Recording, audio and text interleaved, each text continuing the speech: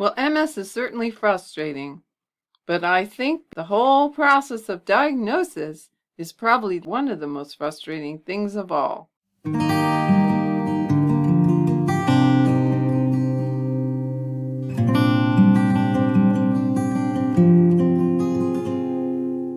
Well, hello, and welcome to another episode of You and Me and Multiple Sclerosis. My name is Pam, and I've been living with multiple sclerosis for 38 and a half years, and every minute of it's been interesting. Just the other day, I was looking at my newsfeed, and I found an article that was linked out of Medscape. It had a very attention-getting headline. Multiple sclerosis has a misdiagnosis problem. Well, that certainly got my attention. I wanted to know more. So let's go ahead. We'll take a look at that article, and then we'll look at the article that this article led me to in my quest to understand better what's really going on in the world of MS diagnosis. So here's the article. It's on I saw it on Medscape, and the date that they posted it was Saturday, June 17th, 2023, which happens to be this day that I'm recording. So you can't get much more current than that. It's written by Nancy Melville, June 14th, 2023, so a few days ago. And as she says, in the ongoing absence of a reliable biomarker for multiple sclerosis, misdiagnosis is a common and persistent problem that potentially puts patients at prolonged and unnecessary risk. Clearly, the writer likes words that start with P, but I think I got through that okay. The important thing on this paragraph, though, is that there's no biomarker. And when you think about it, okay, so if somebody thinks that you might have rheumatoid arthritis, there's a blood test they do for that. Blood pressure, they put a cuff on you and check your blood pressure. If they think that you might have a malignant tumor, they do a biopsy. But with MS, there's nothing quite that cut and dry. And that can be a problem. As she says, experts warn that false negative diagnoses can cause treatment delays, while false positive, they run the risk for potential harm from needless treatment. MS has a misdiagnosis problem, says Patricia Coyle, MD, Professor of Neurology and Vice Chair, Academic Affairs, Department of Neurology, Renaissance School of Medicine, Stony Brook University, New York, and Stony Brook's on Long Island, if you didn't know, in presenting the issue at the Consortium of Multiple Sclerosis Centers at their annual meeting in 2023. And she says, we currently lack a diagnostic biomarker test, yet diagnosis is key. If you get it wrong, that can really be a problem. Recent research suggests that MS misdiagnosis is widespread. For instance, one research paper reported that nearly 20% of patients were misdiagnosed with MS, and that more than 50% carried the misdiagnosis for at least 3 years, while 5% were misdiagnosed for 20 years or more. I'd be interested to know if any of you have been through that. I know that in the beginning, since I was diagnosed back in the 80s, but my first symptoms were in 85. It took, over 5 years before they were willing to definitively say that I had MS, partly because they didn't have the diagnostic tools that they have now. The MRI was pretty new, but still, I think they use pretty much the same standard of diagnosis that they use today. We'll talk more about that in a moment. But I know that for a long time, I was treated as if I might have something else and not multiple sclerosis. This misdiagnosis problem, the article goes on to say, is also reflected at large MS referral centers where 30 to 67% of patients turn out not to have the disease. Wow, that's pretty remarkable. And a recent study from Argentina further highlights some of the key characteristics of misdiagnosis. In this study, a cohort of 572 patients with MS revealed that 16% were incorrectly diagnosed with MS, and that women were at an 83% greater risk for misdiagnosis than men, which might be largely because MS is more common way more common in women than in men. I suppose that might account for at least some of that 83, but it's still a pretty alarming statistic. The article goes on to say, furthermore, the study also showed that MS misdiagnosis increased by more than 8% per year of older age. The most frequent confirmed diagnoses among those who had initially been misdiagnosed as having MS were cerebrovascular disease, radiologically isolated syndrome, and headache. And we're going to talk about radiologically isolated syndrome in a moment. In this study, the majority, 83% of patients incorrectly diagnosed with MS, had an atypical presentation that did not indicate demyelination. 70% had an atypical brain magnetic resonance imaging, or MRI, and 61% received a prescription for a disease-modifying treatment despite not having confirmed MS. And that, of course, can always be dangerous if you're taking a medication, especially some of the more current MS medications that tend to be pretty aggressive.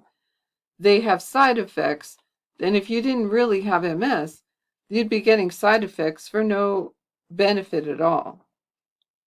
As they go on to say, misdiagnosis and incorrect treatment can be particularly dangerous if patients are diagnosed with MS when in fact they have neuromyelitis optica spectrum disorder, NMOSD, commonly mistaken for MS, and you can see just from the name why that might be. Several MS DMTs make NMOSD worse. You are basically giving an unnecessary and inappropriate drug with potential side effects to the misdiagnosed patient. There have been some advances in MS diagnosis on MRI, however, there are many caveats, Coyne noted. For instance, leptomeningeal enhancement has been considered as an MS diagnostic indicator, but it is not unique to MS, Coyle noted. In addition, subpial demyelination is MS specific, but it is hard to see and is often missed, she added. Central vein sign has received significant attention as an important MRI marker for MS, but, Coyle said, it is not ready for prime time. We'll have to look into central vein sign a little bit more. I think I'll make a separate video on that. It's somewhat tedious and you need to use special protocols to identify it, she said. Maybe tedious for the physician, but I wonder if tedious may not be the word that the MS patient would use to describe it. In the future, artificial intelligence and deep learning may be key to improving some of these technologies, Coyle noted. I recently did a video on machine learning and how that might be used to diagnose multiple sclerosis. That might be what she's referring to. It's a pretty interesting development, and I will keep you posted if things mature. And then the last section here, the best hope for an accurate diagnosis. In the meantime, Coyle said she believes spinal fluid evaluation offers the best chance for a reliable MS diagnosis and is her preference. Well, I don't think it would be most people's preference. most people who go in to see the doctor are hoping that they don't have to have a spinal tap. I don't know how I managed it, but I never actually ended up having to have one. Even though I was in that gray area for quite a while, nobody ever even suggested a spinal tap, so I never had to put up a fit about it. But I don't think I would have wanted one. But she says that it's more reliable than an MRI, apparently, if you're looking for a definitive diagnosis early on. She said that she personally finds spinal fluid to be extremely helpful to support MS diagnosis. Spinal fluid oligoclonal bonds are positive in the vast majority of people with MS, and it is an independent finding from an MRI to support an MS diagnosis. Added to MRI, it makes you much more comfortable. Well, no, it makes the doctor much more comfortable. I don't know if it makes the patient much more comfortable, but I think the you must be referring to the medical people. And then Coyle said that a comprehensive workup should include the following. She goes on to give a list of the things that would need to happen, and you might compare this to what was done for you before you were diagnosed. A thorough neurologic history and exam, MRI of the brain and spinal cord, ensuring the use of MS protocol, and personally reading the studies with a neuroradiologist. I did have the brain scan, finally, after a few years. But as I said, the MRI was so new, they weren't quite sure some of the things they were looking at. I think nowadays they would recognize very quickly what was going on. But then again, you're going to see a little later on, that's not always as definitive as one might think. Adding spinal fluid evaluation, especially in any atypical cases, and we'll talk a little bit more about what does atypical mean. Ruling out myelin oligodendrocyte glycoprotein antibody disease and NMOSD, diseases that mimic relapsing MS via blood IgG to aquaporin 4. Not household words, I'm afraid, but doctors know what they're looking for, and if they're not seeing it, it makes things harder for them to make a definitive diagnosis.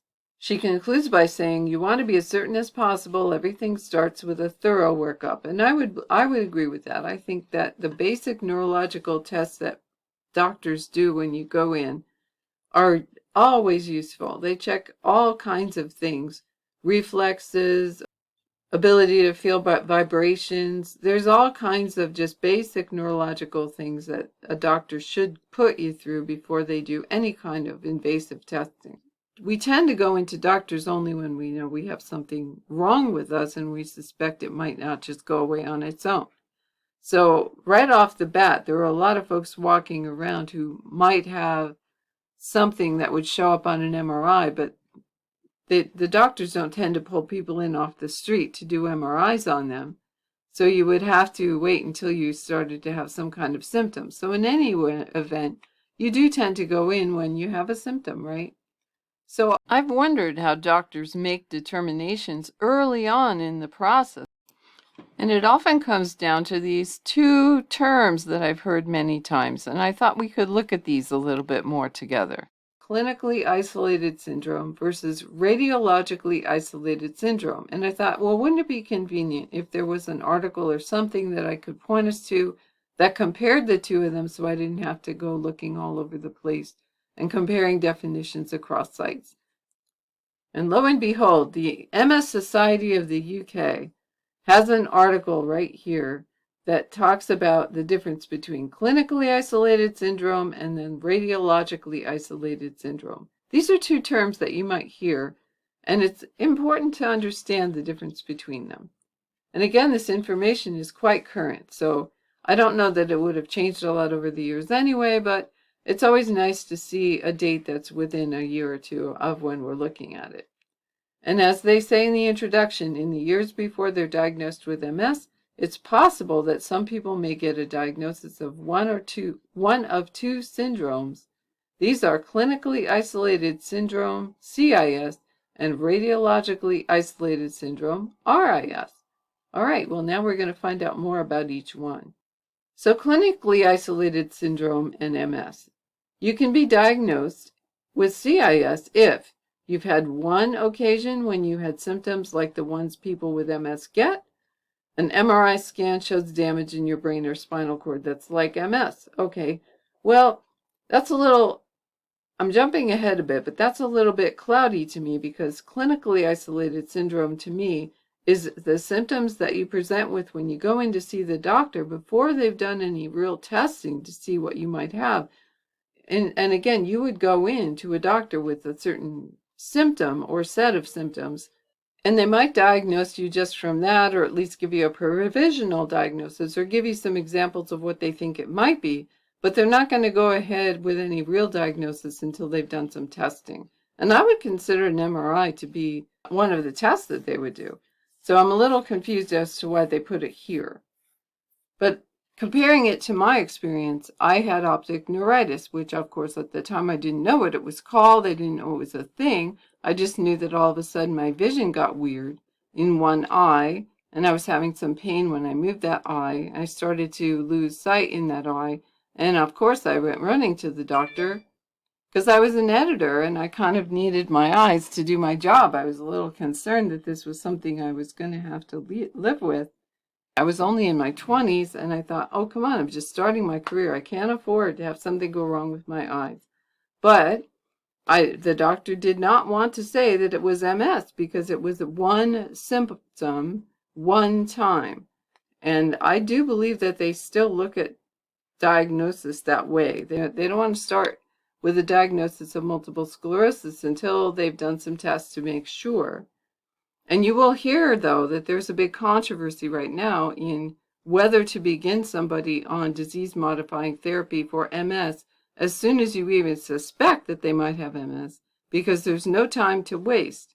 By the time the patient comes in with a symptom, the MS may already be advancing beneath the surface, and they might not even really understand, or they might not even see that as a set of symptoms, and might not have tied those symptoms to anything in particular. Other doctors feel like you really ought to wait and see, for the reasons we talked about before. Putting somebody on a heavy-duty therapy before you know for sure that they have MS could create a whole bunch of side effects, expenses, unpleasantness that may not even be necessary. So that's a more conservative approach. I'd be curious to know, what do you think? Which way would you prefer your doctor to go with that?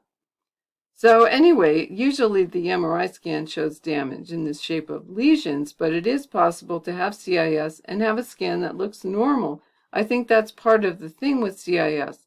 It's isolated, and the radiological findings may not support a diagnosis of MS. Although, as they say down here, CIS can be an early sign of MS. If people go on to have further symptoms, they get diagnosed with MS.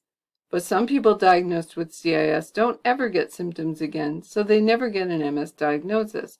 And I think what they're implying is that just because you never get another symptom that you notice, that doesn't mean that you don't have MS under the surface. But if they say here that if the MRI scan shows damage that looks like MS, but you haven't noticed any MS-like symptoms, you could be diagnosed with radiologically isolated syndrome instead. And we'll talk a little bit more about that in a second, but let's just get a little bit more clarity on clinically isolated syndrome. As they say here, it means that you have symptoms a doctor can notice in the clinic. So that's what the word is from. With CIS, they are very like MS symptoms. So numbness, poor balance, vision problems, weakness in your limbs. There are all kinds of symptoms that you might go into a doctor for that do present when you have MS. But of course, there is no symptom of MS that is unique to MS. There are many other causes for the symptoms that people get. And so when you present with only one symptom, most doctors are a little reluctant to assume that you have MS. And isolated, of course, means these symptoms have so far only happened once. And nicely here, they finally they define what a syndrome is. It's a collection of symptoms or signs that something's not right in your body. So that's actually a good word to know. What does it mean when somebody says you have a syndrome? It really basically it's a fancy way of saying you know something's not right in your body. I like that. I'll keep that in the back of my mind. So instead of going through all of the wheres and wherefores on this, I'm going to just link to this article because we could be here all day reading this, but I hope you got a basic idea of what CIS is. But I'll skip down here to this high risk. A doctor might conclude that you are at high risk of going from CIS to MS, and then they might put you on a disease-modifying therapy. Here are the red flags that a doctor might see and say, you know, your chance of progressing to MS is pretty high because you have either a bigger number of lesions on your MRI scans or any lesions at all on your spine, low levels of vitamin D, symptoms in different parts of your body, which in my day, that was required for a diagnosis of MS. If your symptoms were only in one organ or one part in your body, they weren't ready to say you had MS. And some doctors, I believe, are still that conservative. Or if a lumbar puncture finds oligoclonal bands in the fluid around your spinal cord, which the other doctor was saying in the previous article, that the spinal fluid is a much better and much more reliable marker for MS. It's also likely if you're younger, female, from an ethnic background that's not white, a smoker. Not smoking might lower your risk of CIS leading to MS. So in other words, if you go in and you're smoking and you have optic neuritis or something else, numbness, you might be able to quit smoking and your risk of having your CIS lead to MS might decrease. So there you go. There's yet another good reason to give up smoking. And they say that your risk of getting MS is much lower if scans show few or no lesions and a lumbar puncture finds no oligoclonal bands. Okay, well, that makes sense. And let's just skip down now to the other thing that might happen, radiologically isolated syndrome in MS. This one's a little harder for me to understand how that might happen because, as I said, they don't just pull you off the street and make you go through the MRI scanner just for fun. But there are clinical trials or other reasons why a person who has no symptoms at all might undergo an MRI, maybe for some other condition or injury, and the signs that a person might have MS would show up on that scan, even though the person didn't have symptoms at all. As they say, you might be diagnosed with radiologically isolated syndrome if an MRI scan of your brain or spinal cord shows damage that looks like MS, but you haven't noticed any MS-like symptoms. Lots of people are diagnosed with RAS and never get MS, but for some, it's an early sign that they'll go on to develop MS. But what if a scan shows damage that's typical of MS and you also get a one-off occasion of symptoms like MS? Then you'll be diagnosed with clinically isolated syndrome instead. Okay, so I guess that's what they, earlier on when they said that, going through the MRI and seeing stuff, and I was kind of thinking, okay, well, why would they do that? But I guess that must be more standard than it was in my day. They weren't quick to put you in the MRI in my day. Maybe now it's different. I kind of think it is. What does it look like? Well, radiologically means doctors can see signs that something is wrong on an MRI scan, so you might not even know.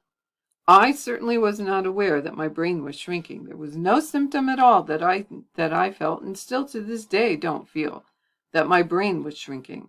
But the doctor can see that on an MRI scan. Isolated means that what has happened is so far a one-off event. So this is the first time you've ever had this thing going on.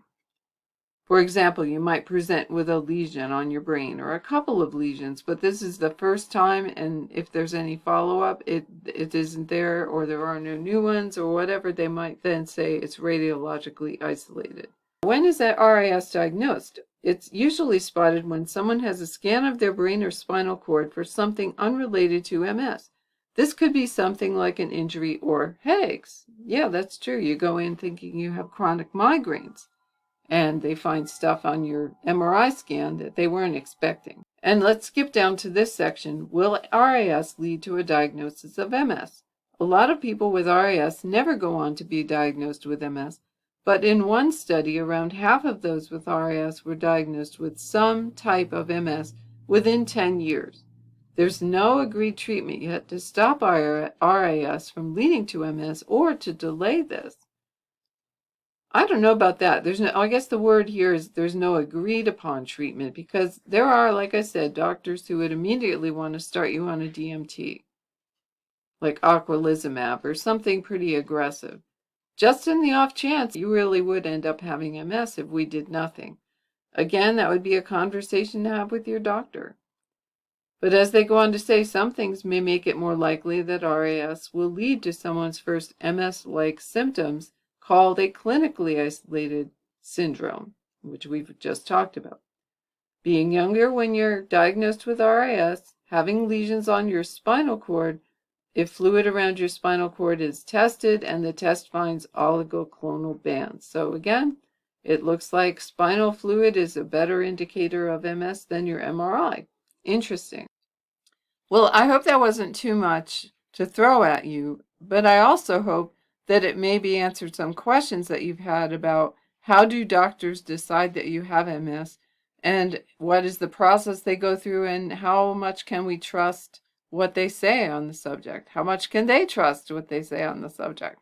It's all unfolding even as I speak, but there's so much more to learn. There's so much further to go. The new diagnostic tools may have the promise of adding more to the doctor's ability to definitively say that we have MS. But sometimes I think it's only the passing of years and the taking of MRI scans over time that can finally say for sure that we have MS. And by then, we've really kind of learned to live with it pretty well, I think. At least I can't hardly even remember what my life was like before I had MS. Although I would kind of like to know. I'd kind of like to be given that opportunity. And I imagine that you would too. But that's all I have for you today. Again, as always, I'd love to hear your comments. Thank you for those who are commenting. I do appreciate it very much. If you have suggestions for future videos, I'd love to hear that too. And in the meantime, until I see you again in my next video, take really good care of yourself